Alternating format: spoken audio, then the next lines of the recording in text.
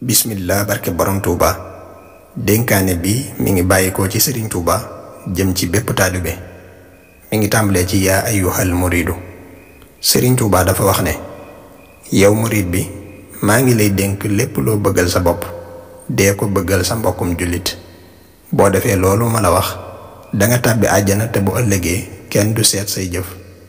maa ngi lay digal it yow murid bi saa boo amee gan nanga ko teral ngir jëmmi yàlla sunu borom waaye bul xool sax nu mu mel donte dafa doon ab saay-saay teral ko ngir jëmmi sunu borom. yow murid bi maa ngi lay digal saa boo jullee farata ba noppi sa ñaari waajur na nga leen ñaanal.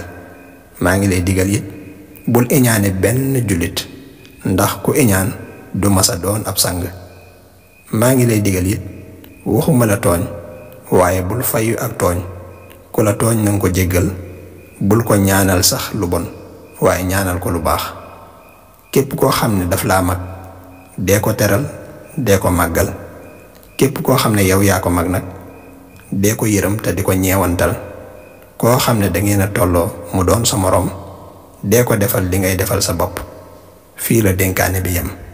boo jëfee lii ma la digal danga mucc àdduna danga mucc àllaaxira danga am mboolem li ngay sàkku ci àdduna ak àllaaxira.